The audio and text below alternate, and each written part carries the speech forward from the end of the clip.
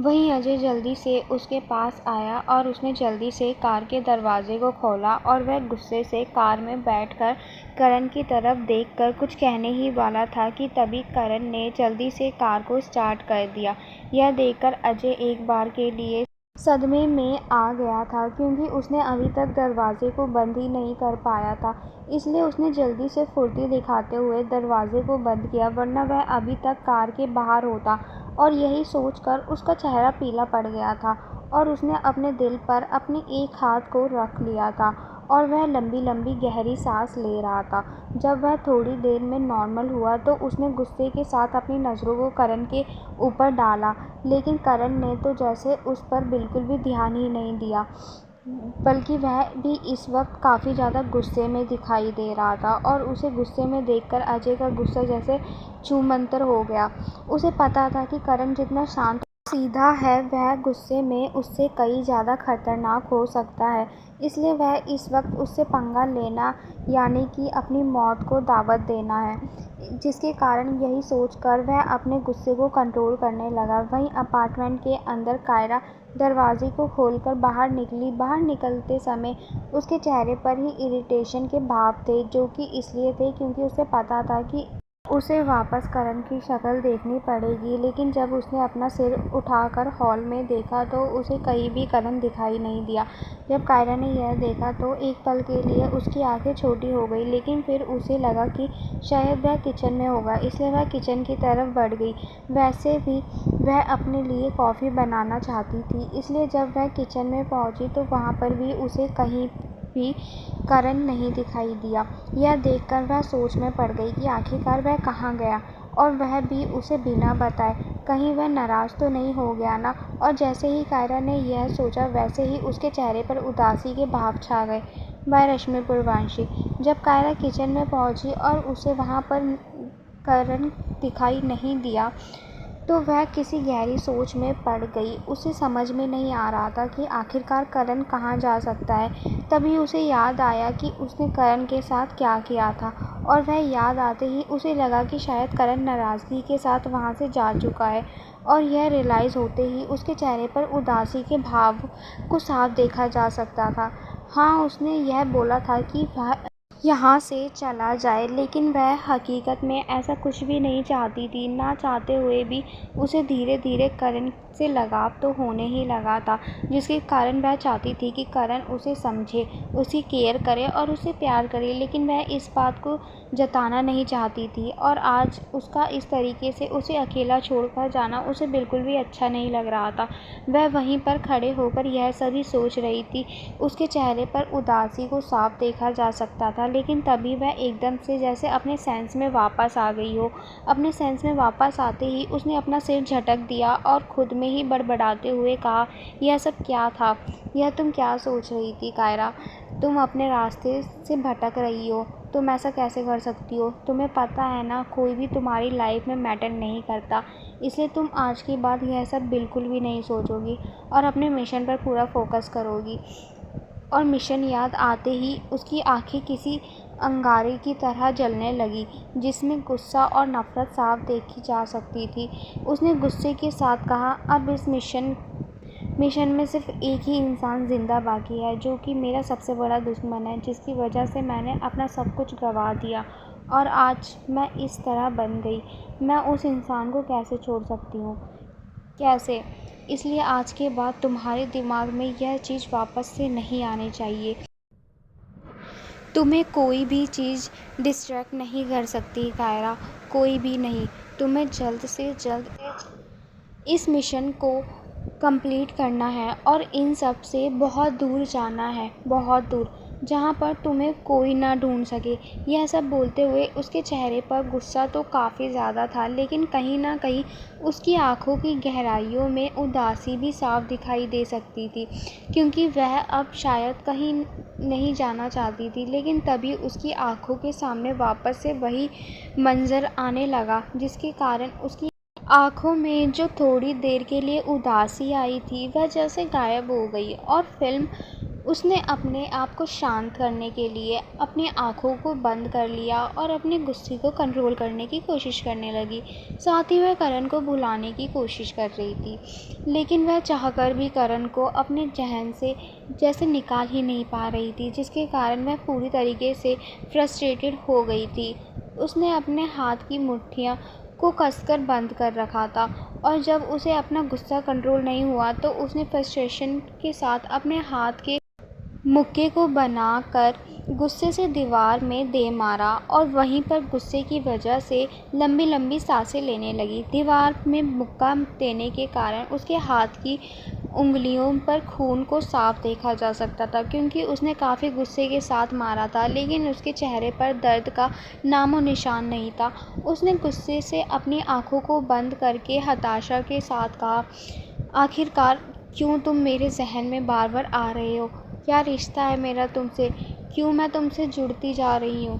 खुद ही चाहती हूँ तुमसे दूर रहूँ, लेकिन फिर भी क्यों नहीं चाहती कि तुम मुझसे दूर जाओ? क्यों तुम्हारे गायब होने पर मुझे इतनी तकलीफ़ हो रही है? क्या किया है तुमने मेरे साथ? मुझे क्यों हो रहा है ये सब? क्यों मैं इस वक्त इतना तड़प रही हूँ तुम्हारे लिए? क्यों? और यह सब कहते हुए ही उसकी आँखों के किनारे पर नमी छा गई थी, लेकिन उसके आंसू बह ना निकले, इसलिए उसने अपने चेहरे को ऊपर कर लिया और अपने आंसुओं को रोकने की कोशिश करने लगी। उसके दिमाग में कई सारे सवाल चल रहे थे, लेकिन उसके पास एक भी सवाल का कोई भी जवाब नहीं था। वह कुछ भी नहीं समझ पा रही थी कि आखिरकार उसके साथ यह सब क्यों हो रहा है, क्योंकि वह काफ़ी देर से खुद को समझाने की कोशिश कर रही थी, लेकिन वह यह सब चाह रही कर भी इग्नोर नहीं कर पा रही थी। तभी उसके दिमाग में अचानक से ही आया, कहीं तो उससे प्यार। और जैसे ही उसके दिमाग में प्यार शब्द आया, वैसे ही उसने अपने आँखों को झटक से खोल लिया और जल्दी से अपने सिर को ना में हिलाते हुए कहा, नहीं, बिल्कुल नहीं, ऐसा नहीं हो सकता, बिल्कुल नहीं। कायरा, होश में आओ। यह सब तू क्या सोच रही है? नहीं, बिल्कुल नहीं, यह बिल्कुल नहीं हो सकता, इम्पॉसिबल। और वह बार बार ही अपने मन में बड़बड़ाने लगी, और यह सब बोलते हुए उसके माथे पर परेशानी की लकीरों को साफ देखा जा सकता था। परेशानी के कारण वह यहाँ से वहाँ होने लगी। यह सवाल उसके दिमाग में बार बार आ रहा था और उसे बार बार डरा रहा था कि कहीं उसे करण से प्यार तो नहीं हो गया ना। और वह बार बार अपना सिर ना में हिलाते हुए इम्पॉसिबल बोले जा रही थी। और काफ़ी देर तक ऐसे ही यहाँ से वहाँ होने के बाद उसने खुद को ही समझाया कि ऐसा कुछ भी नहीं है, वह यह सब गलत सोच रही है। और फिर उसका ध्यान उसके हाथ की तरफ गया तो उसके हाथ पर अभी भी खून के धक्के लगे हुए थे। यह देखकर उसने अपने हाथ की मुट्ठी को फिर से कसकर बंद कर लिया और फिर वह अपने रूम की तरफ बढ़ गई। वहाँ पर पहुँचने के बाद उसने फर्स्ट एड बॉक्स निकाला और फिर वह अपने हाथ पर लगाते हुए खून को एक रुई लेकर साफ़ करने लगी। वह उसे साफ़ कर ही रही थी कि तभी उसके दिमाग में वापस से करण की याद तैरने लगी, और जैसे ही उसे वापस से उसकी याद आया तो वह फिर से इरिटेट हो गई और वह गुस्से से अपने हाथ पर लगे हुए खून को साफ़ करने लगी, जिसके कारण वह चोट और ज़्यादा बढ़ गई और उसे और खून निकलने लगा। और जब इस बात का कायरा को एहसास हुआ तो उसके हाथ अपने आप ही रुक गए और वह अपने हाथ की तरफ देखने लगी। अब उसके चेहरे पर हल्के से दर्द के भावों को साफ देखा जा सकता था। उसका हाथ सच में काफ़ी तेज दर्द कर रहा था, लेकिन फिर भी उसके चेहरे पर फ्रस्ट्रेशन और इरिटेशन के भाव थे, क्योंकि उसके दिमाग में अभी भी करण ही चल रहा था, जिसके कारण वह फिर से काफ़ी ज़्यादा परेशान हो गई और उसने अपने एक हाथ से अपने सिर को पकड़ लिया। वह समझ नहीं पा रही थी कि आखिरकार यह हो क्या रहा है, और वह फिर से अपने आप को शांत करने की कोशिश करने लगी, जिसके कारण उसके अपने सिर को पीछे सोफे से टिका दिया और अपनी आंखों को बंद कर लिया। काफ़ी देर तक वैसे ही लेटे रहने के बाद जब उसे थोड़ा अच्छा महसूस हुआ तो उसने अपनी आंखों को खोला और फिर उसने अपने हाथ की तरफ देखा और फिर उसने खड़े होकर उस फर्स्ट एड किट में से एक लिक्विड ट्यूब को निकाला और अपनी चोट पर लगाने लगी। चोट लगने के कारण उसका हाथ पूरी तरीके से लाल हो चुका था और वह लिक्विड लगाने के कारण उसे काफ़ी ज़्यादा जलन हो रही थी, लेकिन फिर भी उसके चेहरे पर एक भी दर्द के भाव नहीं थे। वे बेरहमी से उस चोट पर ट्यूब को लगा रही थी, क्योंकि आंखें खोलते ही उसे वापस से करण की याद आने लगी थी। वह जितना उसे भुलाने की कोशिश कर रही थी, वह उसे उतना ही याद आ रहा था, जिसके कारण वह पहली बार अपने आप को काफ़ी ज़्यादा हताश और हारी हुई महसूस कर रही थी, क्योंकि वह पहली बार अपने दिमाग को कंट्रोल नहीं कर पा रही थी। थोड़ी देर बाद उसने खुद को जब थोड़ा सा नॉर्मल किया तो वह सोफे पर से खड़ी हुई और वापस से किचन की तरफ बढ़ गई, और किचन में पहुंचने के बाद वह गैस की तरफ बढ़ गई और अपने लिए कॉफ़ी बनाने लगी, लेकिन रह रहकर उसके सामने बार बार करण का चेहरा ही आ रहा था, जिसका मतलब उसे बिल्कुल भी नहीं समझ आ रहा था कि बार बार क्यों उसके दिमाग में करण का चेहरा और उसकी बात याद आ रही है, और वह उसे बिल्कुल भी याद नहीं करना चाहती थी, लेकिन वह उसे भुला भी नहीं पा रही थी। उसके दिमाग में करण के साथ बिताए गए वह सारे पल किसी मूवी की तरह चल रहे थे। थोड़ी देर बाद जब कॉफ़ी रेडी हुई तो उसने वापस से सब कुछ इग्नोर किया और कॉफ़ी को एक कॉफ़ी कप में लेकर हॉल की तरफ बढ़ गई और जाकर सोफे पर बैठ गई और करण के बारे में ही सोचने लगी। सोचते हुए ही वह धीरे धीरे से कॉफ़ी का सिप लिए जा रही थी। उसकी आंखों के सामने करण के साथ हुए सारी यादें आ रही थी कि किस तरीके से वह मिली थी। करण का प्यार भरी नज़रों से उसे देखना, उसकी बातें, उसका इजहार करना, उसकी फर्स्ट किस, उसका हमेशा हर सिचुएशन में कायरा का साथ देना, सब कुछ उसकी आंखों के सामने एक एक करके आए जा रहा था। लेकिन यह सब याद करते हुए इस बार उसके चेहरे पर फ्रस्ट्रेशन या फिर कोई भी इरिटेशन नहीं थी, बस हल्के से सुकून के भाव देखे जा सकते थे। बाय रश्मि पूर्ववंशी।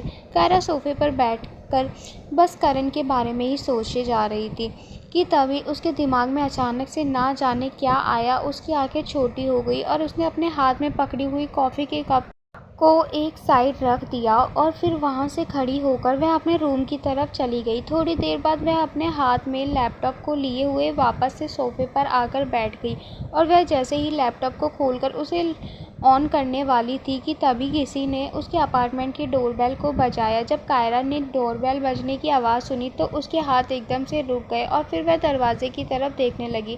तभी अचानक से ही ना जाने क्या सोचकर उसके चेहरे पर हल्की सी मुस्कुराहट आ गई। उसे लगा कि शायद करण वापस से उसके अपार्टमेंट में आया होगा, और यह ख्याल उसके दिमाग में आते ही उसे एक अलग सी खुशी महसूस करा रहा था।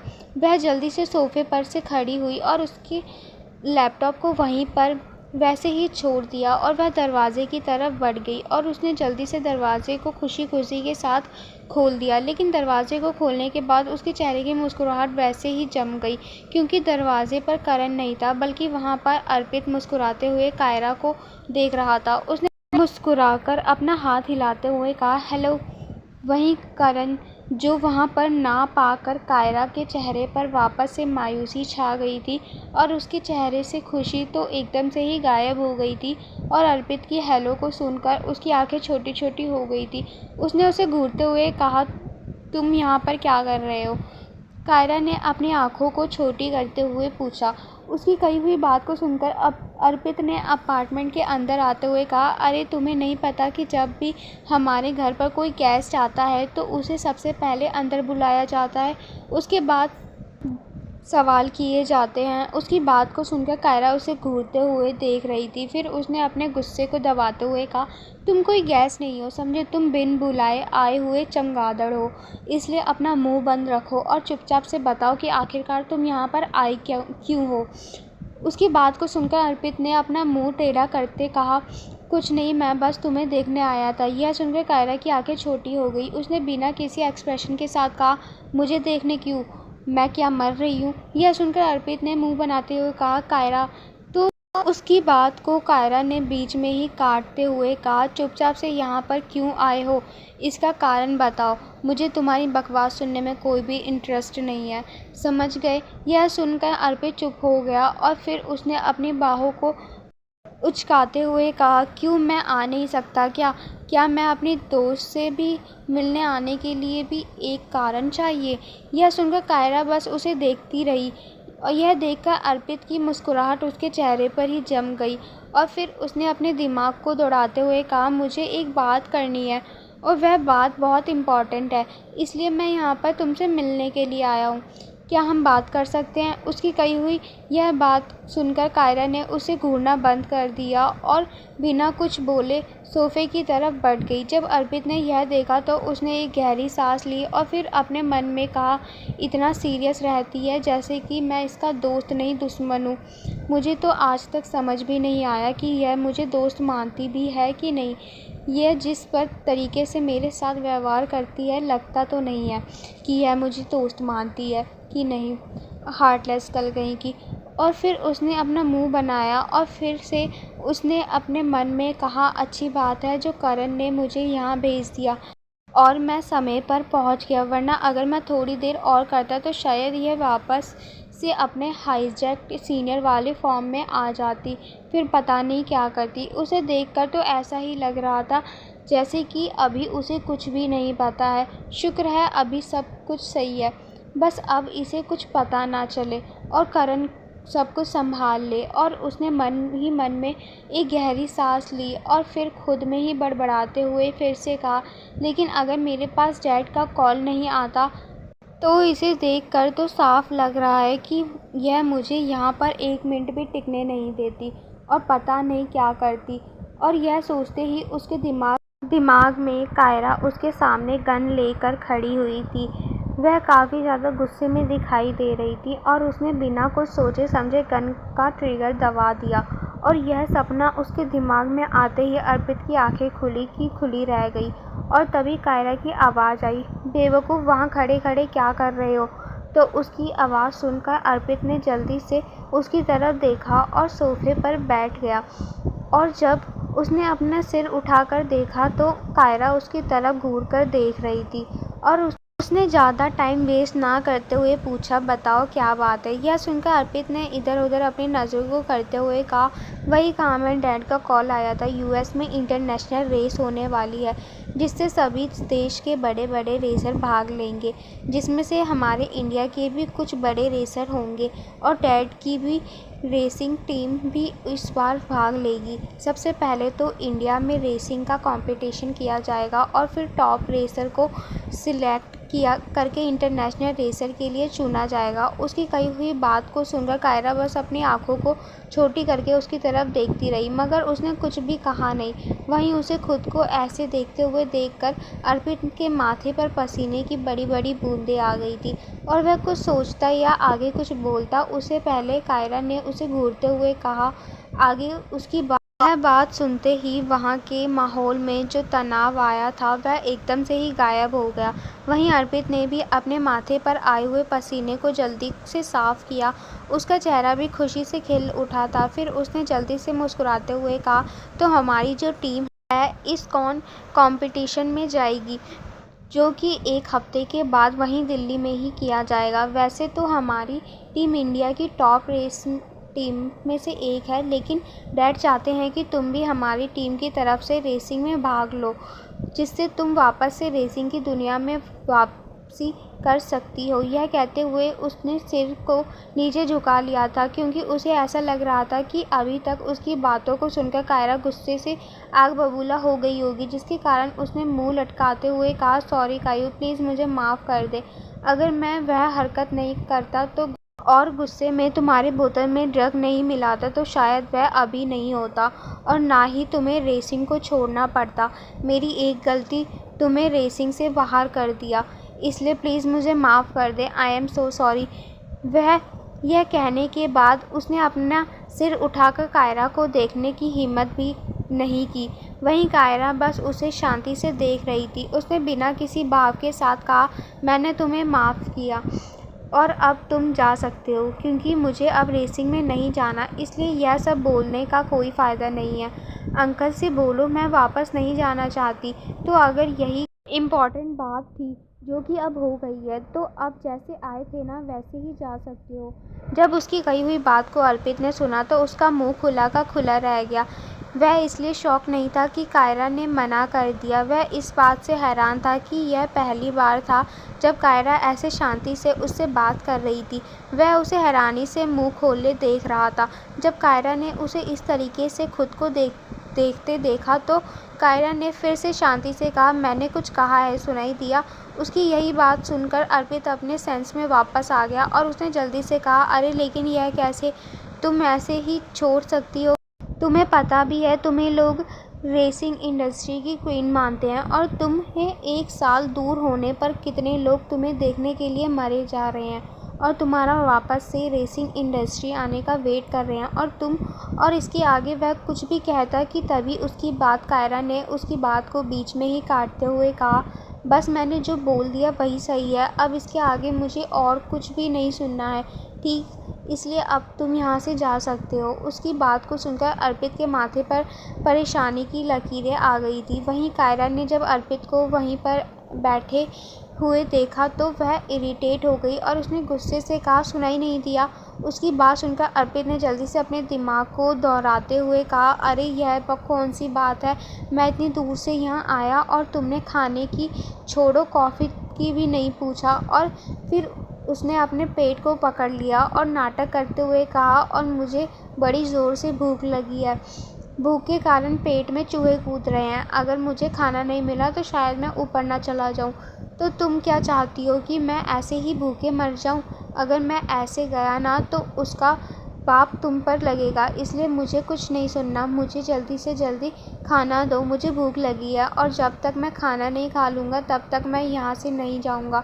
वहीं कायरा उसे शांति से देख रही थी। वहीं जब अर्पित ने अपनी एक आँख खोलकर देखा तो कायरा ने खुद को ऐसे देखते हुए देखा तो उसने और नाटक करते हुए कहा, अरे ऐसे क्या देख रही हो? सच्ची में बहुत भूख लग रही है, क्या तुम्हें मुझ पर थोड़ा सा भी तरस नहीं आता? तुम मुझे अपना दोस्त मानती भी हो कि नहीं? अगर मुझे खाना नहीं मिला तो मैं चक्कर खाकर बेहोश ना हो जाऊं, इसलिए जल्दी से खाना लेकर आओ ना। उसकी ऐसे नाटक को देखकर कायरा को गुस्सा तो आ रहा था लेकिन वह कुछ कर नहीं सकती थी, इसलिए वह अपने गुस्से को कंट्रोल करते हुए सोफे पर से खड़ी हुई और फिर वह गुस्से से अर्पित को घूरते हुए वह किचन की तरफ चली गई। वहीं यह देखकर अर्पित ने अपने नाटक को बंद किया और फिर वह खुश हुआ और बोला, चलो सही है, अब वह बिजी ही रहेगी, जिससे उसको कुछ पता लगने का ही कोई डर नहीं है। लेकिन तभी उसने अपनी खुशी को कंट्रोल करते हुए कहा, मुझे इतनी जल्दी खुश नहीं होना चाहिए, उसका कुछ नहीं पता नहीं कब उसे क्या पता चल जाए, इसलिए मुझे उस पर हर पल ध्यान देना होगा और यह सुनिश्चित करना पड़ेगा कि वह अपने लैपटॉप को फ़ोन से दूर रहे, जिससे उसे कुछ भी पता ना चले। और यह सब सोचते हुए सोफे से खड़ा हुआ और फिर वह भी किचन की तरफ बढ़ गया।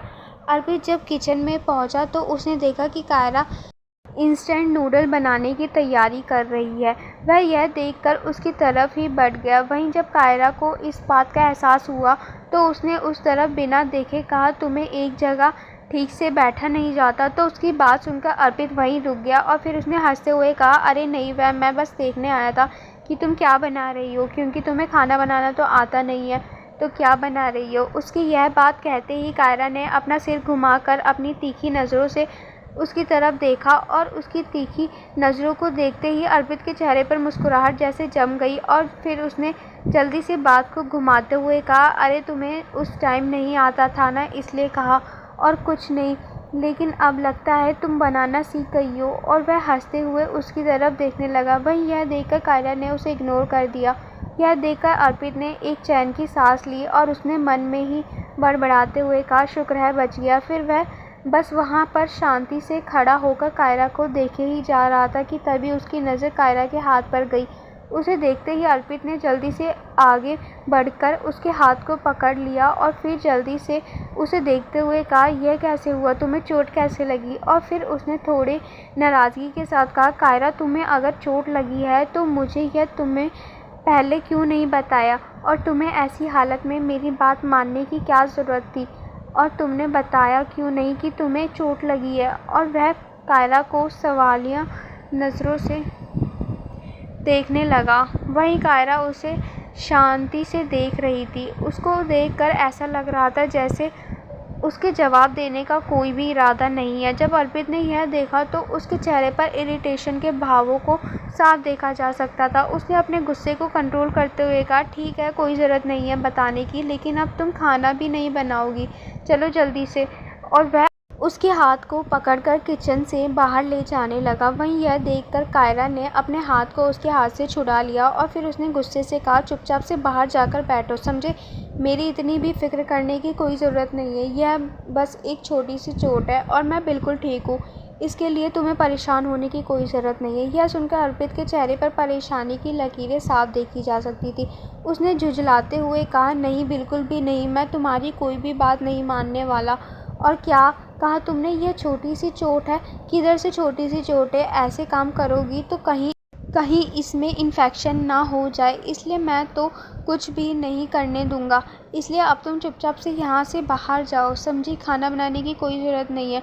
उसकी कही हुई बात को सुनकर कायरा की आंखें छोटी हो रही थी और फिर उसने बिना किसी एक्सप्रेशन के कहा, मैंने कहा ना, तुम यहाँ से बाहर जाओ।